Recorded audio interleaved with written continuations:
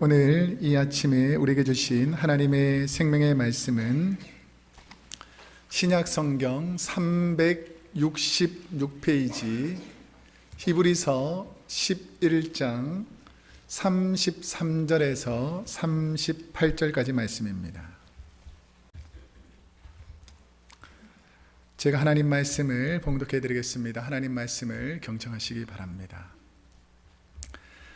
그들은 믿음으로 나라들을 이기기도 하며 의를 행하기도 하며 약속을 받기도 하며 사자들의 입을 막기도 하며 불의 세력을 멸하기도 하며 칼날을 피하기도 하며 연약한 가운데서 강하게 되기도 하며 전쟁에 용감하게 되어 이방 사람들의 진을 물리치기도 하며 여자들은 자기의 죽은 자들을 부활로 받아들이기도 하며 또 어떤 이들은 더 좋은 부활을 얻고자 하여 심한 고문을 받되 구차히 풀려나기를 원하지 아니하였으며 또 어떤 이들은 조롱과 채찍질 뿐 아니라 결박과 옥에 갇히는 시련도 받았으며 돌로 치는 것과 톱으로 켜는 것과 시험과 칼로 죽임을 당하고 양과 염소의 가죽을 입고 유리하여 궁핍과 환난과 학대를 받았으니 이런 사람은 세상이 감당하지 못하느니라. 그들이 광야와 산과 동굴과 토굴에 유리하였느니라. 아멘. 오늘은 히브리서 11장 33절에서 38절까지 말씀을 중심으로 삶의 한순간이라도 예수님 닮기를 이라는 제목으로 하나님 말씀을 선포하겠습니다. 우리 한번 옆 사람에게 좀 마음에 찔림은 있지만 이렇게 한번 고백해 봅시다. 삶의 한순간이라도 예수님 닮읍시다. 시작.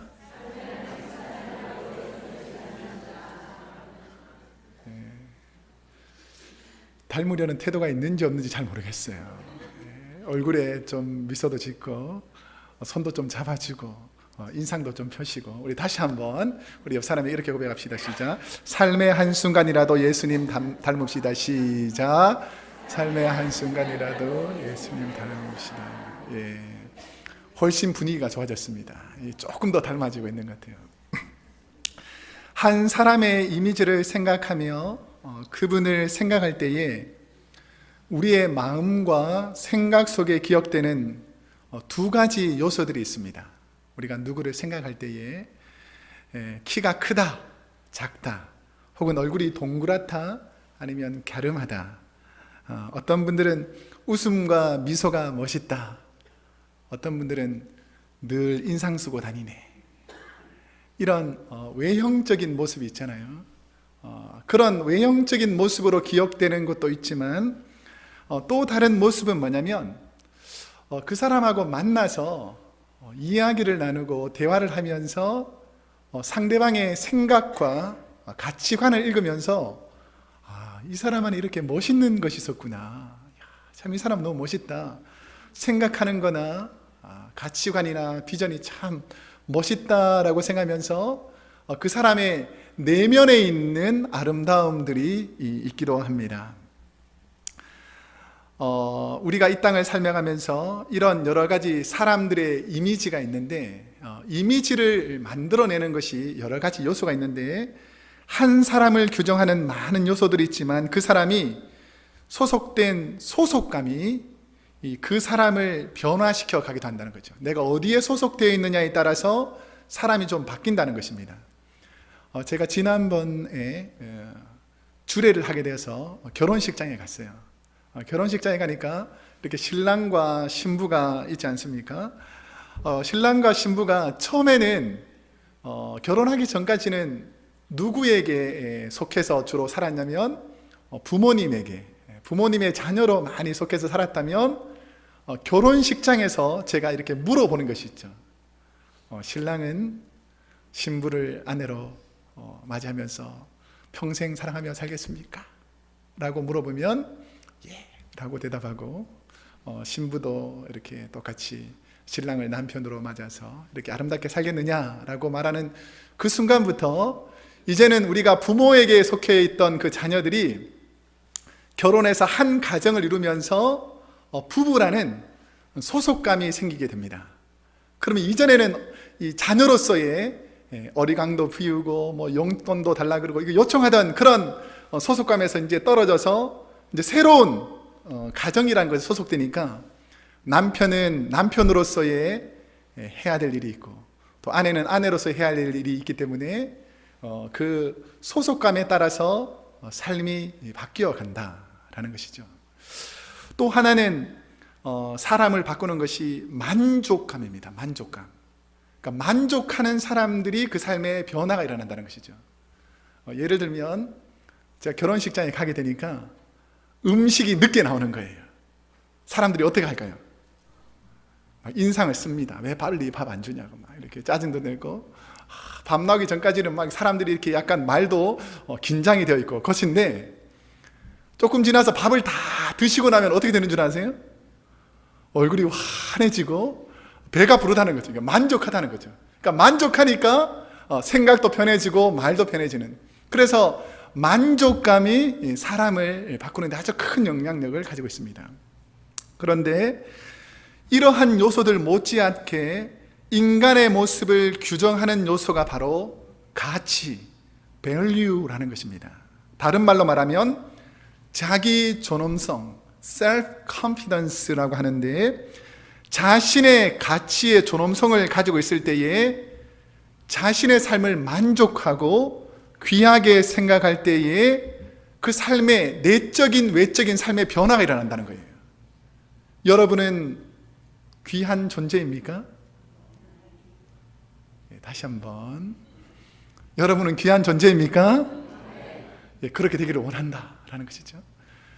우리가 왜 귀한 존재인가, 내 가치가 왜 중요한가를 생각해 보았을 때에 성경에는 성도에게 가치와 존엄성을 가진 존재이다 라고 말합니다. 왜 그러냐면 우리의 모습 속에 하나님의 형상을 가지고 있기 때문에 우리는 가치가 있고 존엄한 존재이다 라는 것입니다. 우리 철학은 인간 중심의 인본주의에서 시작한 것입니다. 그래서 철학을 연구하는 그 시작은 대부분이 다 인간의 사고로 모든 진리를 찾고 만족을 얻으려는 데 그 가치를 둡니다. 그래서 소크라테스가 한 아주 유명한 말이 있죠. 뭔지 아세요? 너 자신을 알라.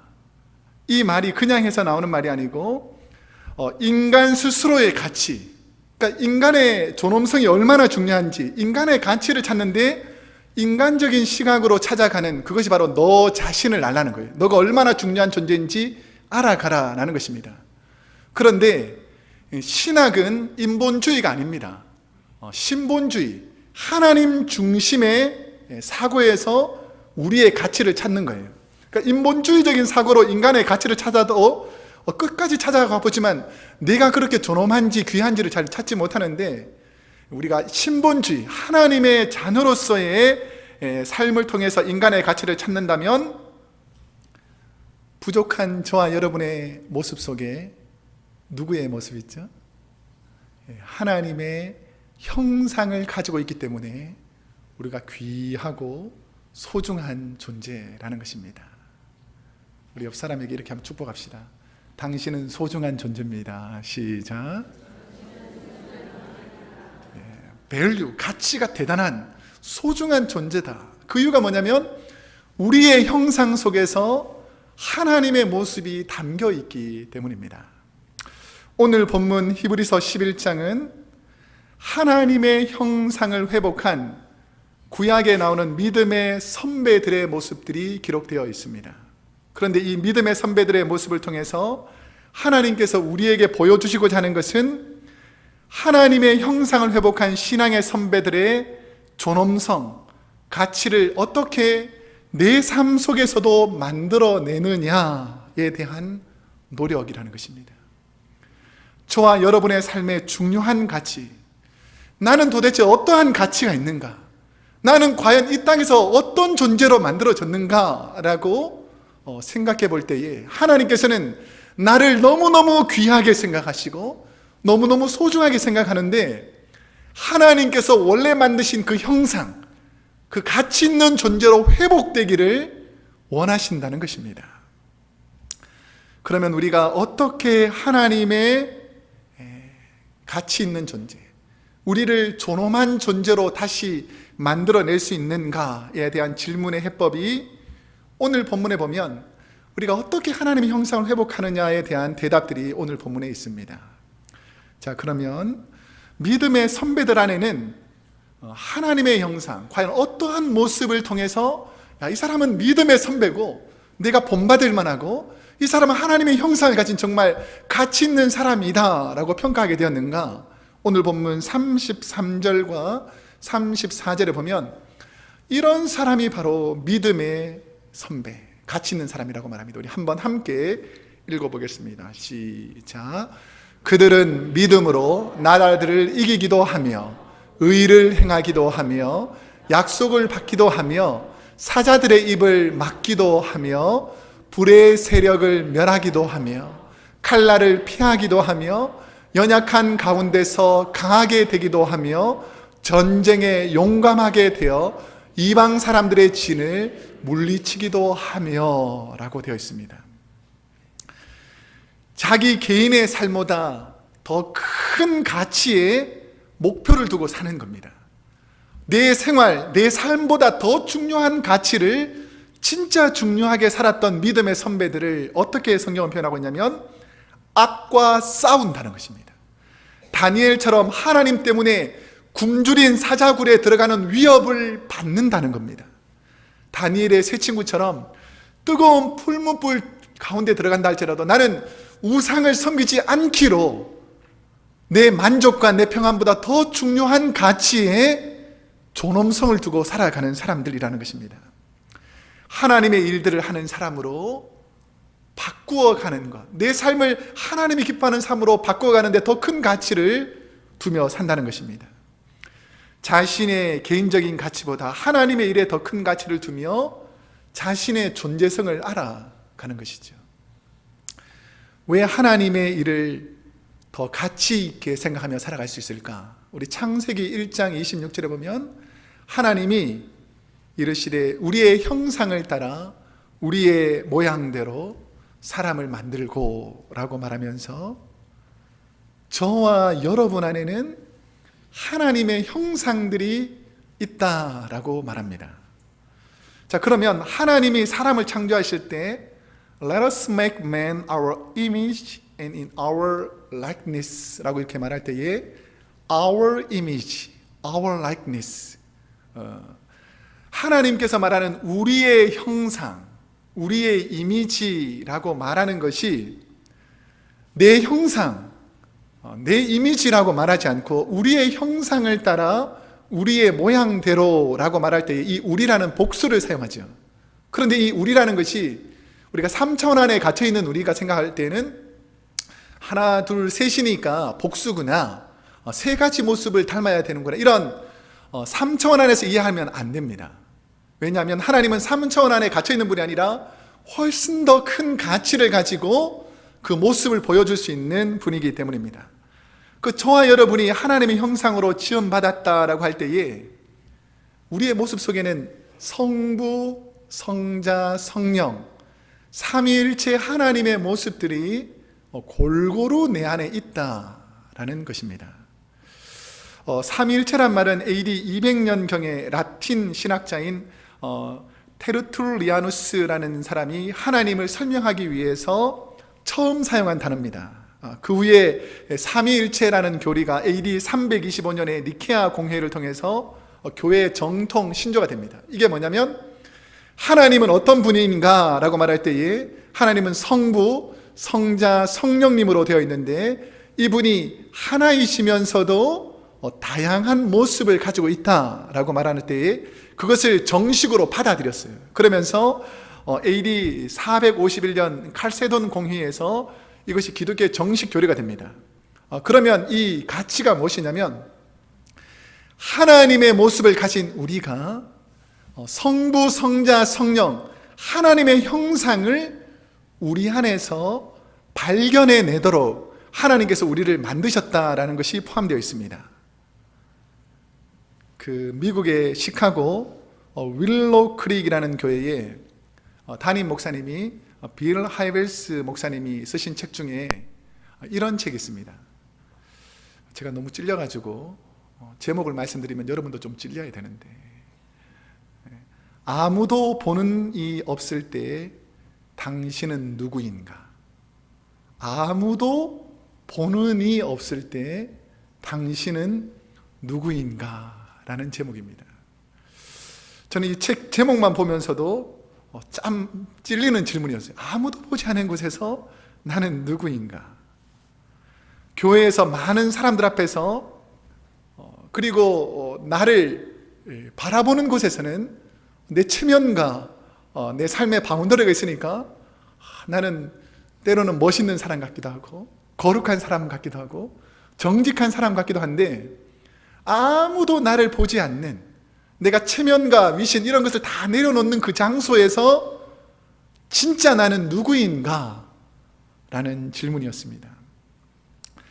나를 평가하는 타인의 시선이나 나를 바라보는 것이 가득한 곳에서 내가 주목받고 있는 자리에서는 최대한 고상하고 멋지고 훌륭한 사람으로 보이려고 하는데, 남들이 보지 않는 가까운 관계, 누군가를 의식할 필요가 없는 일상 속에서도 나는 과연 하나님의 성품이 있는가? 그 누가 바라보지 않는 그곳에서도 내 내면에 하나님의 형상이 만들어져 있는가? 라는 질문이라는 것입니다. 여러분은 하나님의 형상이 좀 있습니까? 다시 한번 크게. 여러분은 하나님의 형상이 있습니까? 예, 그렇게 돼야 된다는 거죠.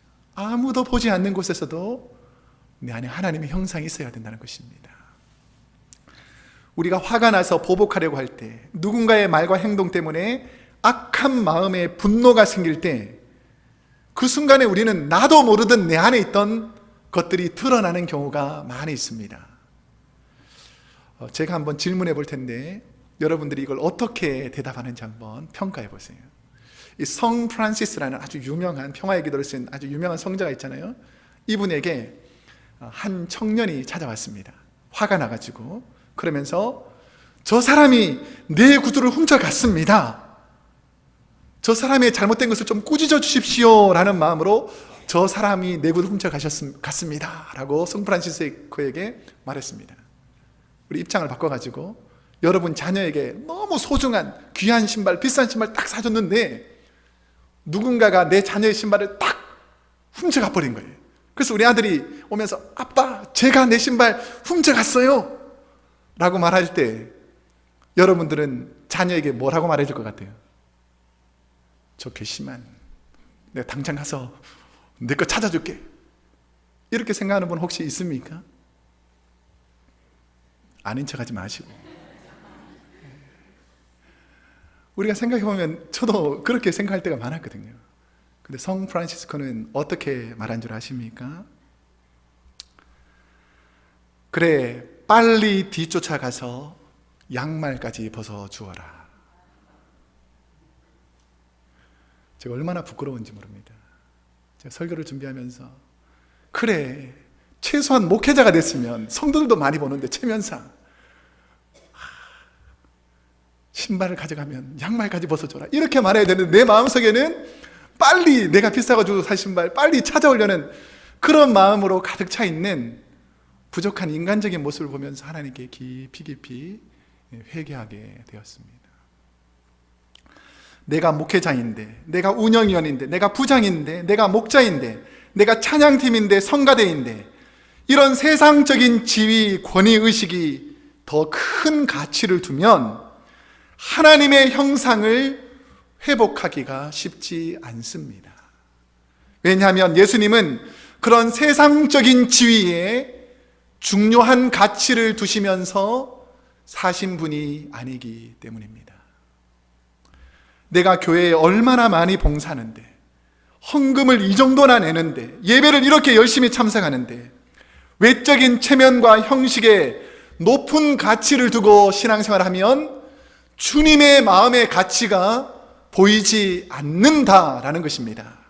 왜냐하면 예수님께서는 과부의 2 렙돈을 훨씬 더 중요한 것으로 가치를 두셨고, 잃어버린 한 마리 양이 99마리의 양보다 훨씬 더 중요한 것으로 가치를 두셨고, 죄인들과 먹고 마시며 그들의 친구가 되는 것에 우리 주님은 더 큰 가치를 두셨기 때문에, 주님의 형상을 닮아가려면 주님께서 가치 있게 생각하는 것, 주님이 존엄하게 생각하는 것을 저와 여러분도 가치 있게 존엄하게 생각하기를 축복합니다. 사람은 높은 가치를 둔 것에 더 큰 영향력을 받습니다. 믿음의 선배들은 외적인 체면과 겉모습의 형식이 아니라 하나님의 형상을 닮아가는데 삶의 최고의 가치를 두고 어떻게 하면 내가 주님 닮아갈까라는 것을 가장 중요하게 생각하며 살았다라는 것입니다. 하나님의 형상을 삶의 최고의 가치로 두었기 때문에 그들의 삶은 주님을 닮아가려고, 주님의 성품을 닮아가려고 최선을 다하며 노력했다는 것입니다. 우리 옆 사람에게 주님의 성품을 닮읍시다 말하겠습니다. 시작. 한 번 더, 제발 좀 주님의 성품을 닮읍시다. 시작. 제발 좀 주님의 성품을 닮읍시다. 가치 있는 것, 중요한 것, 존엄하게 생각하는 것, 제발 좀 주님 닮아가는 것을 여러분의 삶에 중요한 가치로 삼으시기를 축복합니다. 저와 여러분에게는 어떤 하나님의 모습이 있습니까? 여러분의 마음과 생각에 하나님의 형상을 갖고 가는데 최고의 가치를 두며 살아가느냐라는 질문을 날마다 하면서, 진정한 아름다움은 겉모습을 화려하게 꾸미는 것이 아니라 여러분의 삶의 내면에 예수 그리스도를 중요한 가치로 생각하고 그분을 닮아가는 삶을 산 믿음의 선배들의 삶이 오늘 저와 여러분에게 있기를 축복합니다. 그러면 믿음의 선배들이 말하는 내적 가치, 하나님의 형상을 닮은 것은 어떤 과정을 통해서 이루어지는가? 그냥 우리가 믿음의 선배처럼 돼야지, 내가 주님 형상 닮아가야지, 그렇게 해서 되는 것이 아니라 이 히브리서 11장에 나오는 많은 믿음의 선배들이 어떤 과정들을 통과해야 했기 때문에 이 사람들은 주님 닮았다라고 평가하느냐, 이것이죠. 오늘 본문 36절과 37절에 보면 믿음의 선배가 되는, 하나님의 형상을 닮아가는데 반드시 통과되는 과정들을 설명하고 있습니다. 우리 한번 한 목소리로 36절과 37절을 읽겠습니다. 시작.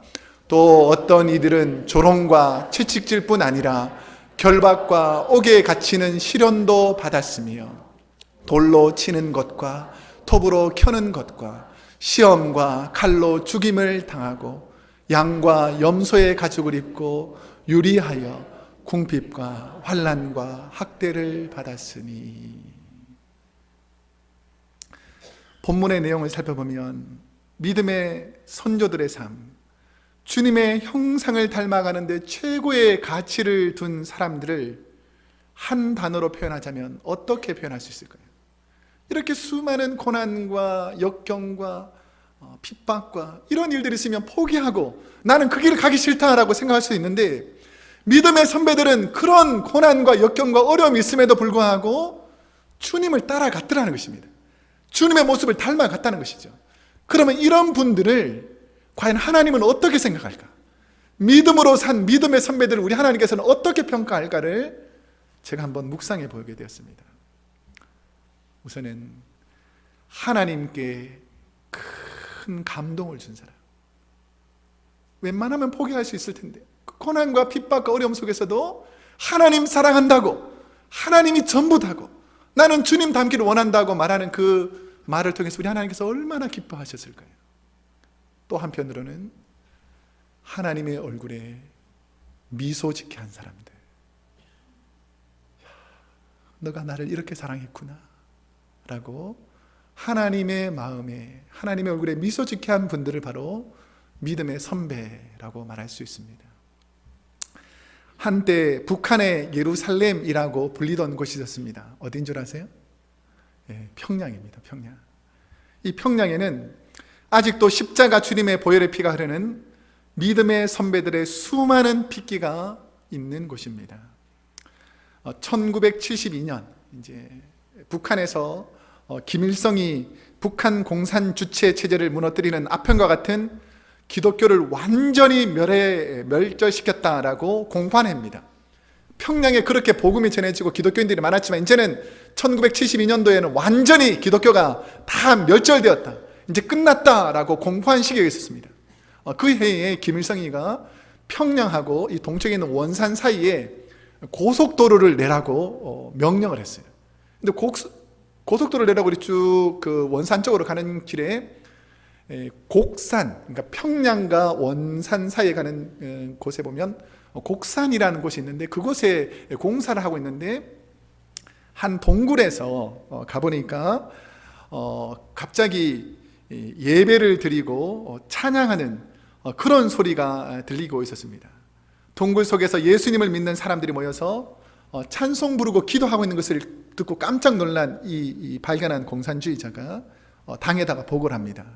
왜냐하면 그때 당시에는 김일성이 말하는 것이 법이던 시대이기 때문에 기독교가 완전히 멸절됐다고 했는데 다시 기독교인들이 지하에서 예배를 드리고 살아있는 것이 발각된 거예요. 그래서 김일성이 명령을 합니다. 많은 사람들을 앞에서 인민재판을 해서 이 사람들을 공개 비판하고 그 다음에 많은 사람들이 보는 앞에서 처형시켜 죽이라는 명령이 떨어졌습니다. 그러니까 온 그 동네 마을 사람들 다 끌어모아가지고 예수 믿던 그런 사람들을 다 이렇게 불러오는 거예요. 그러면서 공개 재판을 하고 이 종교의 아편과 같아서 이 사람들이 예수를 믿는 것이 마치 아편이 들어가서 정신을 바꾸는 것처럼 이 사람들의 이 종교성은 사람들에게 전파하는 능력이 너무 강하기 때문에 이 사람들을 다 죽여야 된다라고 명령을 하고 이제 공산당원들이 예수 믿는 사람들 한 사람들씩 그 자리에서 목 매달아서 죽이는 즉결 처형을 합니다. 한 사람씩 와서 묻습니다. 너 예수 믿냐? 라고 목에 매달아 놓고 의자에 올라가게 해서 매달아 놓고 너 예수 믿냐? 라고 물어봤을 때 나는 예수님을 믿습니다 라고 하면 의자를 발로 탁 차서 이 사람이 목에 밧줄이 달려 있으니까 한 30초 정도 이 버둥버둥 거리다가 1분 이상 지나면 숨을 쉬지 못해서 죽어가는 거예요. 그 다음에 다음 사람, 너 예수 믿느냐? 예수를 구주로 믿느냐? 라는 그 물음에 나는 예수님을 나의 구주로 믿습니다 라고 담대하게 외치더라는 거예요. 그럼 또 의자를 발로 차서 이 사람들을 죽여나가기 시작합니다. 그런데 어머니를 따라서 예배 드리러 왔던, 찬송가 부르고 기도하던 한 13살 먹은 꼬마가 이렇게 딱 와서 목에 딱 밧줄을 매는 거예요. 그리고 이 아이가 얼마나 불안하고 떨리겠습니까? 막 그래서 눈물을 펑펑 흘리면서 막 엄마를 찾는 거예요. 엄마를 엉엉 울면서. 그러니까 이 공산당원이 좀 불쌍했든지 그래 마지막 엄마라도 한번 보게 해야 되겠다라고 생각해서 눈물이 펑펑 가려서 엄마를 찾을 수가 없는 그 자녀에게 엄마를 부릅니다. 그러니까 그 엄마가 그 자녀에게 와서 어깨에 손을 딱 올리고 아주 진지한 말을 합니다. 냉정하고 담대한 말로 아이를 바라보면서 이렇게 말합니다. 조금만 참으면 된다. 조금만 참으면 지나간다. 조금만 참으면 주님이 너와 나를 천국에서 만나게 해주신다 라고 아이에게 믿음이 흔들리지 않도록 강력한 신앙으로 붙잡아 주더라는 것입니다. 만약에 여러분이 그렇게 되면 어떻게 될 것 같아요? 여러분의 자녀가 지금 목매달려 죽는 그런 상황에 딱 잡혀 있으면 대부분의 부모님들은 살려주세요, 내가 대신 죽을 테니까 우리 아이들만은 살려주세요 라고 소리를 외칠 텐데 이 부모는 그 아이 어깨를 꼭 잡고 고통은 금방 지나간다. 조금만 참아라. 이것도 지나간다. 견디면 우리가 주님을 곧 만난다라고 믿음의 힘을 불러 넣어주더라는 것이죠. 그 다음 차례가 됐습니다. 13살 먹은 아이 동생이 죽은 다음에 14살 먹은 형이 이제 이 의자 위에 올라오는 거예요. 그러면서 밧줄이 매달렸습니다.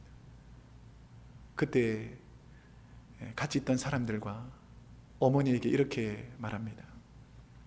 엄마, 환한 미소를 지으며 잠시 후에 천국에서 봐요 라는 말을 남기고 스스로 의자에서 내려와서 몸부림치며 고통당하다가 평안하게 죽음을 맞이했다라는 실제 실화가 우리 민족에게 있었던 일이다라는 것을 잊지 않기를 축복합니다. 저는 말씀을 준비하면서 순간 부족한 저의 마음을 흔들며 내려시치며 주시는 하나님의 마음이 있었습니다. 이 순간 하나님의 마음을 생각해 보았습니다. 끝까지 믿음을 지킨 신앙의 선배들을 향한 하나님의 사랑의 눈물과 끝까지 부인하지 않고 믿음을 지킨 그들의 영광을 바라보며 눈물을 펑펑 흘리시며 환한 미소를 짓는 우리 하나님의 모습을 상상하게 되었습니다. 저와 여러분의 삶이 그 믿음의 삶이 되기를 축복합니다. 예수 그리스도의 형상을 닮은 사람, 이런 사람을 세상은 어떻게 평가하고 있는가? 오늘 본문 38절에 보면 이렇게 평가하고 있습니다. 한번 함께 읽겠습니다. 시작. 이런 사람은 세상이 감당하지 못하느니라. 그들이 광야와 산과 동굴과 토굴에 유리하였느니라 라고 말합니다. 로마에는 안식처라는 뜻을 가지고 있는 카타콤베라는 곳이 있습니다. 중세까지만 해도 지하의 묘지로 졌는데 16세기 초기에 그리스도의 순교자들이 지하 묘지에서 발견되면서부터 이 모든 지하 묘지, 스크린에 보이는 이곳을 카타콤베라고 합니다. 당시 계속해서 좀 보여주시면 당시 로마에 가난했던 사람들이 가족을 위한 무덤을 땅 위에 도저히 만들 수 없으니까 이 그림에서 보이는 지하 동굴에다가 그 카타콤베라는 지하 동굴에다가 무덤을 만들기 시작했습니다. 그런데 AD 313년에 콘스탄티누스가 로마 황제로서 하나님에 대한 영적 체험을 하고 기독교로 종교 개혁을 하기 전까지, 종교를 개정하기 전까지 300년 동안 로마가 지속적으로 예수 믿는 사람을 박해합니다. 그러니까 예수 믿는 사람이 도저히 숨을 곳이 없으니까 이 지하 카타콤베, 지하 무덤으로 다 숨습니다. 그래서 숨어서 예수를 끝까지 믿게 되는데, 이 로마 지역에 가보면 60여 개의 카타콤베가 있는데 이 카타콤베 60여 개를 다 길이를 합쳐놓으면 500km, 엄청난 거리의 땅속에 이 지하에 미로 같은 동굴이 있습니다. 그래서 오늘날 여행객들이 이 미로 같은 카타콤베에 들어갔다가 혼자 길을 잘못 들어서 어떤 여행객들은 미로와 같이 만들어 놓은 카타콤베에 잘못 들어가서 죽기까지 합니다. 왜냐하면 초기에 로마 군인들이 카타콤베로 잡으러 들어오면 이 로마 사람들이 이 굴 속에서 길을 잃을 정도로 워낙 복잡하게 미로처럼 되어 있으니까 카타콤으로 숨으면 로마 사람들이 더 이상 찾지 않을 정도로, 왜냐하면 잘못 들어갔다 길을 잃어서 로마 병사들이 막 죽어가는 일들이 벌어지니까 그 정도로 많은 미로가 있는 곳입니다. 그런데 그곳에 한 순교자를 기념한 조각상이 있습니다. 우리 다음 스크린에 보면 로마 시대 귀족 가문의 처녀인데 기독교를 믿기 위해서 지하 카타콤베로 피하였다가 한 처녀가 엎드려져 누워있는 것 같지만 자세히 살펴보면 칼로 목을 쳤는데 목이 잘리지 않아서 지하 카타콤베에다 생매장했는데 그 후에 그녀가 발견되면서 그녀를 기념한 조각상이 바로 성 체칠리아의 조각상이라는 그림입니다. 이처럼 많은 사람들은 고난 속에서, 어려움 속에서도 자신들의 믿음을 지키고 주님을 닮아가기 위해서 죽음까지도 이겨냈던 믿음의 사람들입니다. 오늘날 이 지구상에는 하나님을 믿는다는 이유로 수많은 박해가 자행되고 있습니다. 지금 예수를 우리가 편안히 믿고 있는 지금 이 순간에도 예수 믿는 것 때문에 엄청난 고난과 박해가 일어나고 있다라는 것입니다. 최근 나이지리아에서 발생한 이슬람 급진 무장단체인 보코하람이라는 것이 있습니다. 이 보코라는 단어는 서양식, 그러니까 이슬람 교육이 아닌 비이슬람식 교육을 보코라고 하고, 하람이라는 단어는 죄, 아람어로 죄라는 뜻입니다. 그래서 보코하람은 서양 교육을 받아들이는 모든 것을 죄라고 생각하고 생물학, 물리학, 우주학, 과학 등을 포함해서 모든 서양 학문을 부정합니다. 그러면서 가장 부정하는 것이 뭐냐면 예수 믿는 것을 잘못된 죄악, 영국이나 미국에서 서양에서 들어온 잘못된 죄악으로 생각해서 예수 믿는 사람을 대대적으로 죽인다는 거예요. 얼마나 잔인하냐면 2014년 6월 3일에 나이지리아 북동부 지역에 기독교를 믿는 4-5 마을이 있었습니다. 근데 이 보코하람이란 이 단체가 예수 믿는 마을에 들어가서 그 아이, 사람, 어른, 애기 할 것 없이 다 불러 모아가지고 휘발유를 붓습니다. 그래서 다 태워 죽입니다. 고통 중에, 어려움 중에 지금 예수 믿는 것 때문에 박해를 받는 그 상황이 과거 500년, 600년, 1000년 전이 아니라 지금 우리가 살고 있는 이 지역에서도 예수 믿는 것 때문에 박해하며 죽이는 이런 악한 세력들이 있다라는 것입니다. 최근 이들로 인해서 나이지리아에서 1년 안에 10,000명 이상이 박해를 당해서 죽어갔다라는 것입니다. 믿음의 선배들의 공통된 모습은 휘발유를 붓고 죽이려고 하고 예수 믿는 것을 부인할 수 있는 그런 현장 속에서도 결코 포기하지 않고 믿음을 지켜나갔다라는 것입니다. 예수님을 모욕하는 현장 속에서도 철저히 더 높은 가치에 자신의 존엄성을 두고 나는 이 땅의 가치를 가치롭게 생각하지 않고 하나님의 형상을 닮아가는 것, 주님을 닮아가는 것을 내 삶의 가장 큰 가치로 두고 끝까지 신앙을 지켰던 사람들을 믿음의 선배라고 성경은 말씀하고 있습니다. 저와 여러분의 삶에는 주님 때문에 고난이 있고 주님 때문에 당하는 시련이 있지만 그 시련 앞에서 담대할 수 있는 것은 그 고난과 연단을 통해 하나님의 형상을 닮아간다는 사실입니다. 하나님께서는 저와 여러분이 걷는 인생길에서 주님 닮아가는 길, 주님 닮아가는 것을 가장 가치 있게 생각하고 존엄하게 생각하는 믿음의 자녀가 되기를 원하시고 계신다라는 것입니다. 이제 말씀을 맺겠습니다. 설교를 준비하면서 꿈이 있는 자유라는 복음 가수가 부른 소원이라는 곡을 찬양하며 부족한 저의 소원을 다시 한번 묻게 되었습니다. 여러분의 소원은 무엇입니까? 여러분은 어떻게 살다가 어떻게 죽기를 원하십니까? 저의 삶에 한 가지 부족한 소원이 있다면 그것은 바로 주님을 닮아가는 것.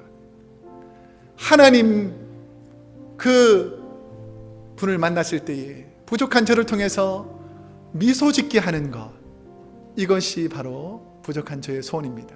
이 제목이 소원인데 삶의 작은 일에도 그 마음을 알기 원하네. 그 길, 그 좁은 길을 가기 원하네. 나의 작음을 알고 그분의 크심을 알며 소망, 그 깊은 길로 가기 원하네. 우리는 대부분 저 높이 솟은 산이 되기를 원하는데 그 높이 솟은 산이 되기보다는 누구나 오름직한 동산이 되길, 내가 가는 길만 비추는 그런 이기적인 삶이 아니라 누군가의 빛을 비춰주는 희생적인 삶이 되기를, 내가 노래하듯이 또 내가 얘기하듯이 살길, 난 그렇게 죽길 원하네. 삶의 한 절이라도 그분을 담기 원하네. 그 사랑. 부족하지만 이 찬양이 제 고백이 되어서 한번 찬양을 드리겠습니다.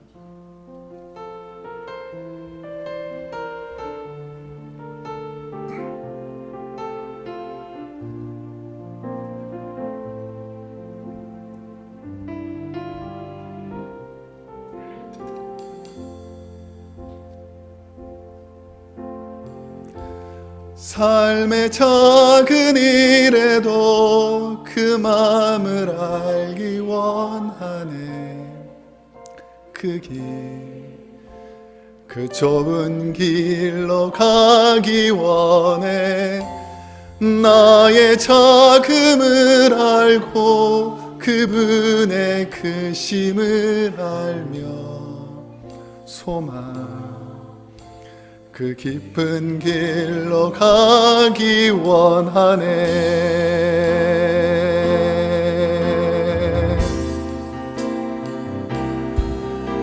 저 높이 솟은 산이 되기보다 여기 오름직한 동산이 되기, 내가 가는 길만 비추기보다는 누군가의 길을 비춰준다면 내가 노래하듯이 또 내가 얘기하듯이 살기, 난 그렇게 죽기 원하네. 삶의 한 자리라도 그분을 닮기 원하네. 살아 그 높은 길로 가길 원하네.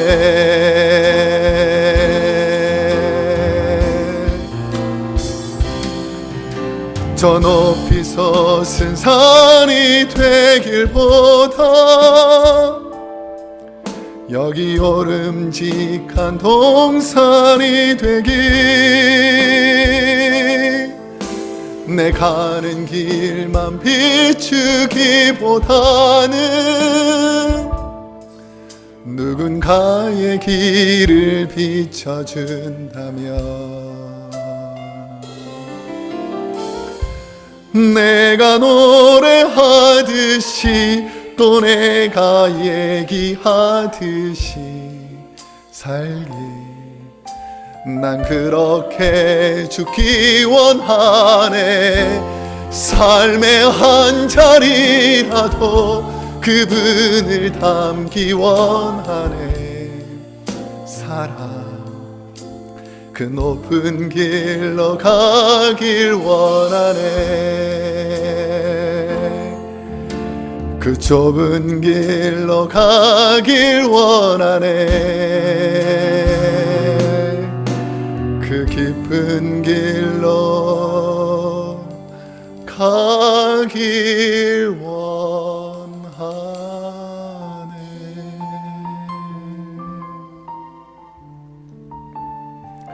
우리가 인생을 살다 보면 주님 닮기를 원하지만 그 길을 가기가 쉽지 않을 때가 있습니다.